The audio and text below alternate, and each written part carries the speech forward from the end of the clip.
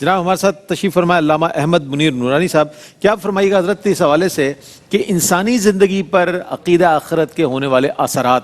کیا ہیں، اس پر کچھ کلام فرمائیے گا۔ بسم اللہ الرحمن الرحیم، اللہم صلی وسلم وبارک دائما ابدا علی حبیبک خیر الخلق کلہم۔ دیکھیں، اگر سزا اور جزا کا نظام نہ ہو تو پھر انسان کا جو دنیاوی نظام ہے یہ چل نہیں سکتا ہے۔ اللہ رب العالمین نے سزا اور جزا کے لیے دو نظام رکھے ہیں۔ ایک نظام تو وہ ہے جو دنیا میں قائم ہے، جس میں جو ہے کمال بھی ہے، جس میں نقوص بھی ہیں، جس میں بعض اوقات جو ہے مجرم چھوٹ جاتا ہے اور بعض اوقات جو صحیح ہوتا ہے وہ سزا کا حقدار قرار پا جاتا ہے۔ ایک اللہ پاک نے نظام رکھا ہے آخرت میں۔ آخرت جو ہے، جس طرح حضرت فرما رہے تھے، ہمارے عقائد کا بنیادی حصہ ہے، کیونکہ آخرت کا جو عقیدہ ہے یہ انسان کو نیکی کی طرف راغب کرتا ہے اور انسان کو گناہوں سے بچنے کی بھی ترغیب دیتا ہے۔ دیکھیں،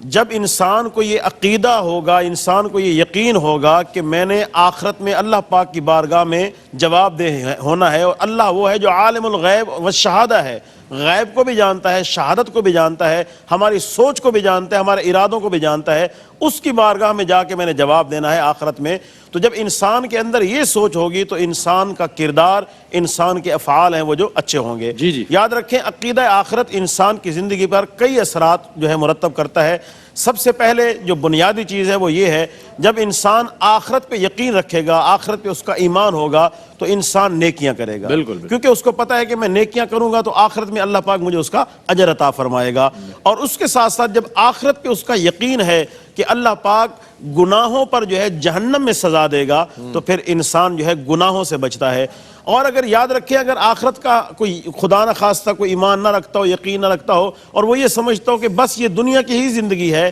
تو پھر انسان جو ہے وہ بزدل ہو جائے گا، انسان جو ہے دنیا کی زندگی سے محبت کرنا شروع ہو جائے گا۔ اور اگر انسان کو آخرت پر یقین ہوگا، آخرت پر اعتماد ہوگا، آخرت پر ایمان ہوگا انسان کا، تو پھر یہ ہے کہ انسان یقیناً، یہ جس طرح صحابہ کرام کے حالات تھے، اور حضرت بھی ایک واقعہ سنا رہے تھے کہ جب انسان کا آخرت پہ ایمان ہے تو انسان سمجھتا ہے دنیا کی زندگی تو عارضی ہے، تو لہٰذا انسان اللہ کے راستے میں اپنا مال بھی خرچ کرے گا، ضرورت پڑنے پر اللہ کے راستے میں اپنی جان بھی لٹا دے گا، کیونکہ اس کو پکا یقین ہے کہ آخرت میں مجھے اس کا اجر ملنا ہے۔ تو آخرت کا جو عقیدہ ہے وہ انسان کی زندگی پہ بہت بہترین اثرات مرتب کرتا ہے۔ آخرت کا جو عقیدہ ہے وہ انسان کو نیکی کی طرف راغب کرتا ہے اور برائی سے دور کرتا ہے۔ اللہ رب العالمین نے سورہ بقرہ کے شروع میں جہاں متقین کی خوبیاں اور صفات بیان فرمائی ہیں، تو اللہ پاک نے فرمایا کہ متقین وہ ہیں جو نماز کو قائم کرتے ہیں، متقین وہ ہیں جو غیب پر ایمان رکھتے ہیں، متقین وہ ہیں جو ہمارے دیے ہوئے رزق کو خرچ کرتے ہیں، متقین وہ ہیں